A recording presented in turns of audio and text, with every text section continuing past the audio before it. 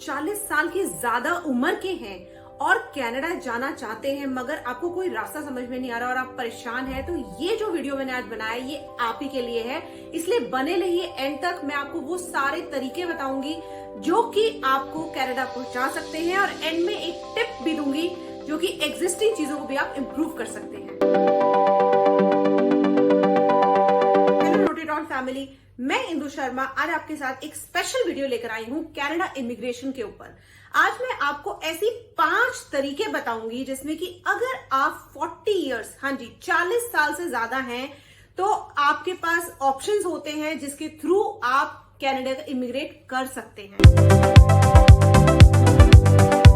Canada बहुत ही popular destination है, बहुत लोग वहां जाना पसंद करते हैं, बट उम्र जैसे जैसे आपकी बढ़ती है वैसे वैसे आपके ऑप्शंस कम होते चले जाते हैं बिकॉज आपकी एज के भी कुछ पॉइंट्स होते हैं और जो आपको CRS जो इनका रैंकिंग सिस्टम है पॉइंट्स का, उसमें काफी नीचे ले आते हैं।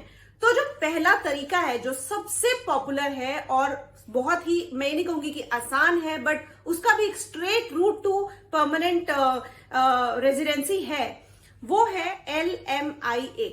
ये लेबर मार्केट इंपैक्ट असेसमेंट इसे कहा जाता है दोस्तों। इसका टोटल मीनिंग क्या है कि दरअसल जैसे हर मार्केट में किस किस जॉब्स की जरूरत है, उस जॉब के लिए किस तरीके के स्किल्स की जरूरत है, हम इंडिया में भी ये चीज बहुत पॉपुलरली देखते हैं, तो ऐसे ही कनाडा में LMIA के थ्रू ये डिसाइड किया जाता है कि इस कंट्री में किस स्किल की शॉर्टेज है।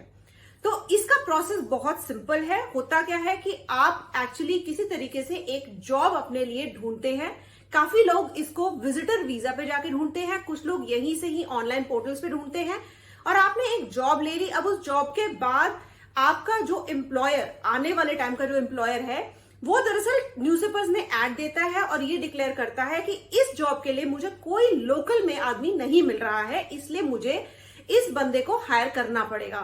तो जब ये सारे प्रोसेसेस ओवर हो जाते हैं और कुछ समय बीत जाता है और उसे कोई ढंग का एम्प्लॉय नहीं मिलता, इसमें 2-3 महीने का प्रोसेस, 3-4 महीने का प्रोसेस लगता है, फिर वो LMIA वाली अथॉरिटी के पास जाता है और उन्हें कहता है कि मुझे आप एक LMIA दीजिए इस इंसान के नाम पे।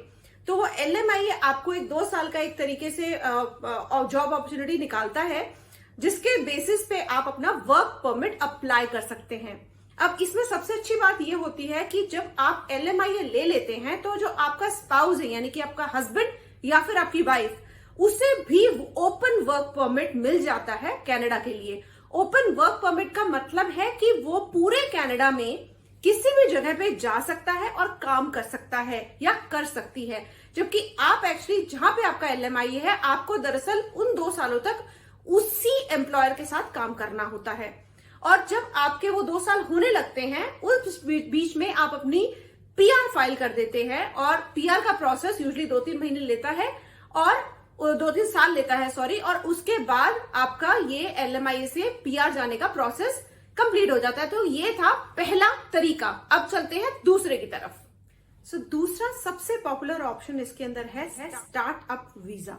अब स्टार्टअप जैसा कि नाम ही बताता है, इसमें बहुत क्लियरली आपको एक बिजनेस का आइडिया सोचना पड़ेगा और उसको ले जाके आपको प्रूव कराना पड़ेगा। इसके भी बहुत ही क्लियर स्टेप्स हैं और मैं आपको इसका एक लिंक भी नीचे अपने डिस्क्रिप्शन बॉक्स में दे दूंगी जिसमें जाके आप देख सकते हैं। बट इस पर्टिकुलर के लिए ऑप्शन के लिए मैं आपसे सजेस्ट करूंगी कि आप एक क्वालिफाइड कंसल्टेंट को प्लीज अप्रोच करें बिकॉज इसमें बहुत ज्यादा फाइलिंग हो सकती है। तो आपने क्या करना है कि आपने एक नया बिजनेस का आइडिया सोचना है और अपने कंसल्टेंट के साथ अपनी एक इसकी पावरफुल बिजनेस प्लान बना के फाइल क्रिएट करनी है।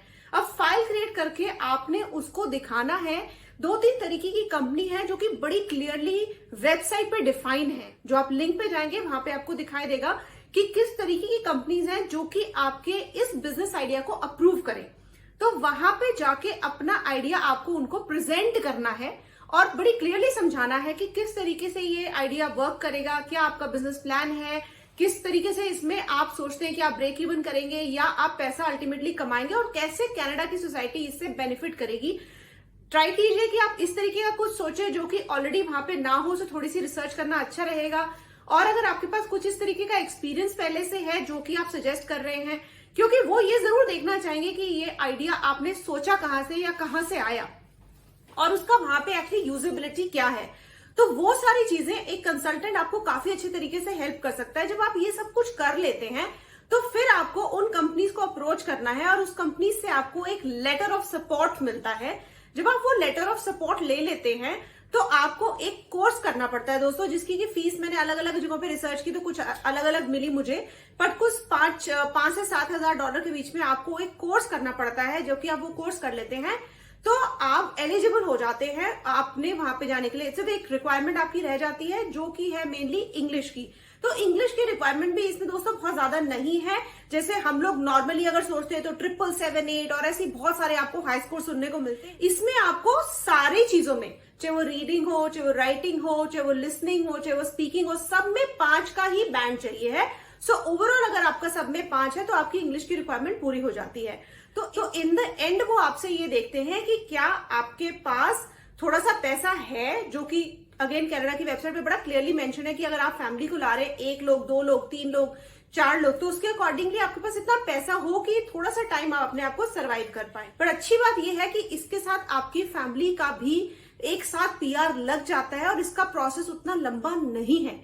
तो ये एक बहुत अच्छी ऑप्शन हो सकती है, बट इसमें मैं सजेस्ट करूंगी कि शायद आप खुद ना करें, क्योंकि खुद में इतनी फाइलिंग आप शायद ना कर पाए और अपने चांस बहुत अच्छा जो आपके पास है उसे गवा दे। तो थोड़ा सा रिसर्च कीजिए, जो भी कंसल्टेंट आपको अच्छा लगता है। बहुत सारे क्वालिफाइड कंसल्टेंट इसके आपको इंटरनेट के थ्रू या फोन कॉल के थ्रू मिल जाएंगे, जिसमें कि जाके आप इनिशियली अपनी बातचीत शेयर कर सकते हैं।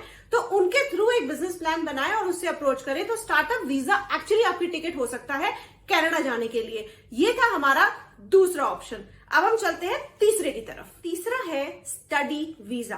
अब कुछ लोग ये जरूर कहोगे 40 साल की उम्र में पढ़ने के लिए बोल रहे हो, बट ये बहुत ही ब्रिलियंट अपॉर्चुनिटी है, क्योंकि आप अपनी एज में अगर आपने ग्रेजुएशन की हुई है तो आप बड़े आराम से वहां पोस्ट ग्रेजुएशन में वहां पे जाके पढ़ाई कर सकते हैं और उसके बेसिस पे आपको एक वर्क परमिट मिल जाएगा और आप एक्सपीरियंस कैनेडियन क्लास में फॉल करने शुरू हो जाएंगे, जिसके बहुत सारे एक्चुअली स्टेट वाइज प्रोग्राम्स भी हैं। जैसे ओंटारियो का बहुत फेमस प्रोग्राम है OINP। इसी तरीके से अलग अलग स्टेट्स में है ऐसे प्रोग्राम्स और आप इनके थ्रू बहुत इजीली किसी भी यूनिवर्सिटी में एडमिशन ले। और अगर आपको लगता है कि आपने पोस्ट ग्रेजुएशन भी की हुई तो आप PhD प्रोग्राम से भी एडमिशन ले सकते हैं। आपको जस्ट क्लियरली अपना केस देखना पड़ेगा।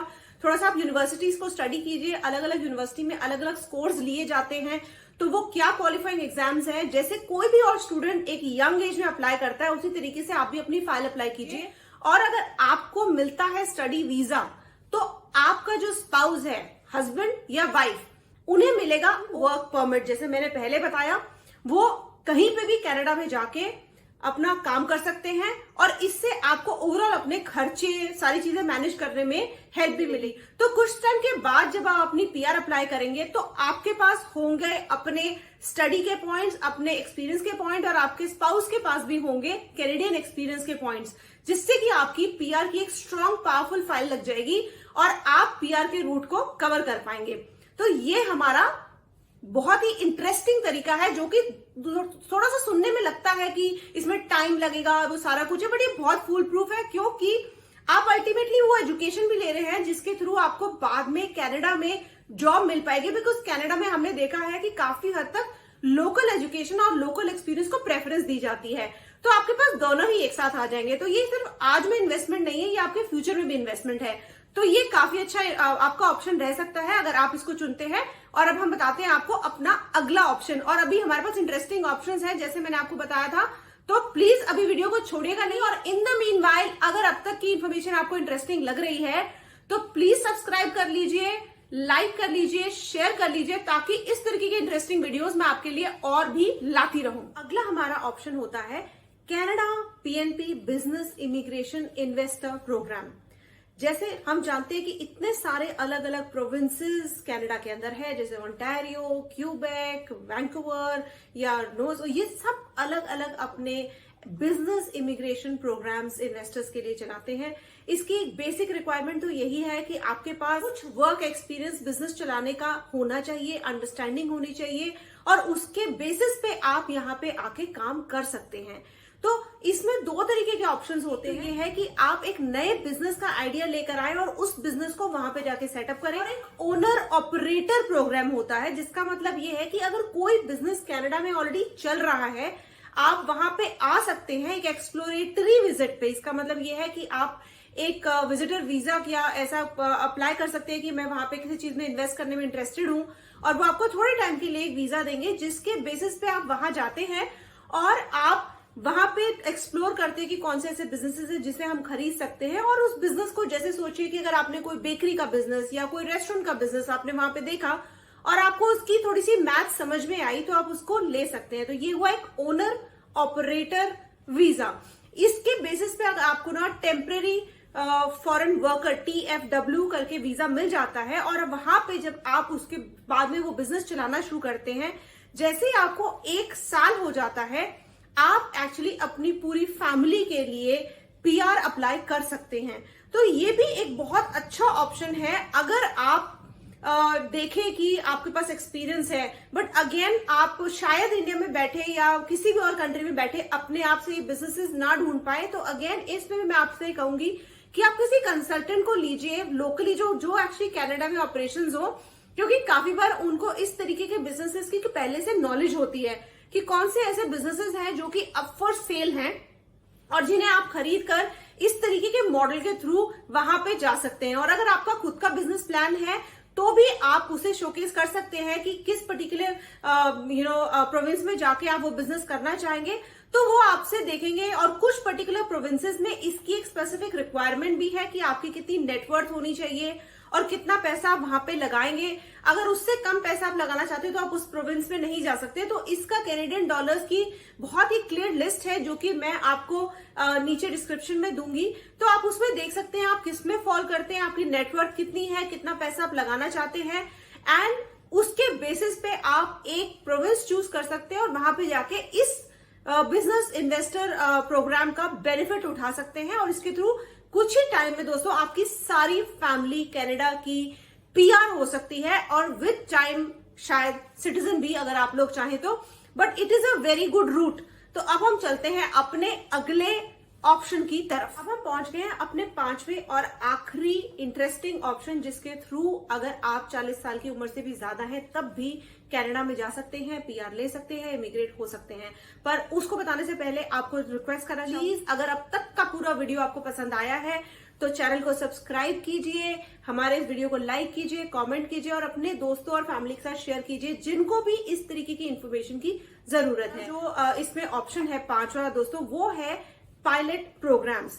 अलग अलग जो पायलट प्रोग्राम्स चलते हैं वो काफी सारे लोगों के लिए बेनिफिशियल होते हैं, कि AIP यानी कि अटलांटिक इमिग्रेशन प्रोग्राम, यानी कि जो थोड़े दूर दराज के इलाके हैं वहां पे कुछ उनको ऐसी पर्टिकुलर स्किल्स की जरूरत है जो कि उसके लिए वो लोग विद टाइम हमेशा खुला रहता है उनका वीजा प्रोग्राम, तो वो आप अप्लाई कर सकते हैं। Caregiver program, caregiver का प्रोग्राम दोस्तों काफी टाइम से चल रहा है और बहुत पॉपुलर भी है।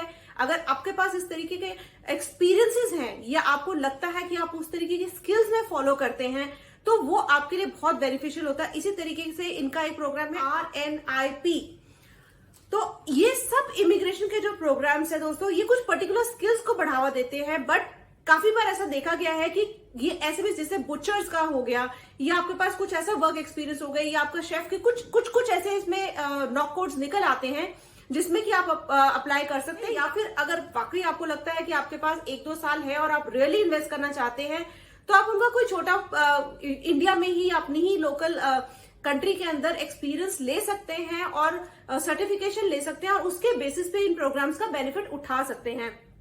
तो ये थे हमारे आज के 5 ऐसे प्रोग्राम जिसके बेसिस पे आप किसी भी उम्र में, क्योंकि ये काफी सारे उम्र के बेसिस पे नहीं है और कईयों में तो बहुत ज्यादा आपको देखा जाए तो लैंग्वेज का भी बेनिफिट मिलता है, इनके बेसिस पे आप एक्चुअली कनाडा की PR का अपना सपना पूरा कर सकते हैं। और जैसे मैंने आपको प्रॉमिस किया था कि एंड में मैं आपको एक टिप भी देने वाली हूँ दोस्त, कि ये सब तो अलग अलग प्रोग्राम्स हमने बोले हैं, बट जो एक ट्रेडिशनल हमारी एक्सप्रेस एंट्री पूल में जो फाइल होती है जिसे हम CRS स्कोर के थ्रू देखते हैं, अगर आपको लगता है कि आप ना CRS का स्कोर भी इंप्रूव करना चाहते हैं, तो उसका एक बहुत ही छोटा सा एक बात है जो कि अक्सर लोग इग्नोर कर देते हैं। इनफैक्ट 2 है, मैं बताना चाहूंगी आपको। ये है कि हमेशा फाइल आप उसके नाम पे लगाइए जिसकी की थोड़ी सी एज कम है, हस्बैंड या वाइफ में से, जो यूजुअली इंडिया के केस में आपको वाइफ की ही कम लगेगी। अगर उनका एक्सपीरियंस अच्छा है और उनका नॉक कोड ऐसा है जो उठे, तो क्योंकि उनको एज का बहुत बेनिफिट होता है। जैसे आपने देखा है कि 30 के बाद आपके विद एवरी ईयर कुछ पॉइंट्स घटते चले जाते हैं सीआरएस के स्कोर में। और दूसरा जो टिप है वो ये है दोस्तों कि अगर आप इंग्लिश का ही स्कोर सिर्फ इंक्लूड ना करके अपने फ्रेंच को भी सीखे, फ्रेंच का स्कोर इंक्लूड करें, तो जैसे जैसे आपका सीएलबी स्कोर बढ़ेगा आपके पास ऑलमोस्ट 50 पॉइंट एड ऑन करने का स्कोप रहेगा। तो इससे आपका ओवरऑल सीआरएस स्कोर इंप्रूव हो जाएगा। और मैं तो ये दुआ करती हूं कि आप में से कुछ लोग जो ये वीडियो देख रहे हैं उनको डेफिनेटली इन सब प्रोग्राम्स का कुछ बेनिफिट हो और आप लोग कनाडा अपना जाने का सपना पूरा कर सकें। तो best of luck to all of you. हो सकता है आप सब लोग इसमें जाएं। इस जर्नी में आपके साथ नोट इट ऑल और इसी तरीके के इंटरेस्टिंग वीडियोस हम लोग लाते रहेंगे। Please guys, in the meanwhile subscribe and comment and tell us which other countries. इससे पहले भी हमने ऑस्ट्रेलिया और आयरलैंड के इस तरीके के प्रोग्राम्स के लिए वीडियोस बनाए थे जो मैं आपको लिंक में दे दूंगी। प्लीज उन्हें भी देखिए और अलग अलग कंट्रीज के मैं इस तरीके के वीडियोस लाऊंगी आपके बेनिफिट के लिए, ताकि कोई ना कोई जिसका जो सपना है बाहर जाने का पूरा हो सके। So signing off, Indu Sharma from note it all. Have a good day.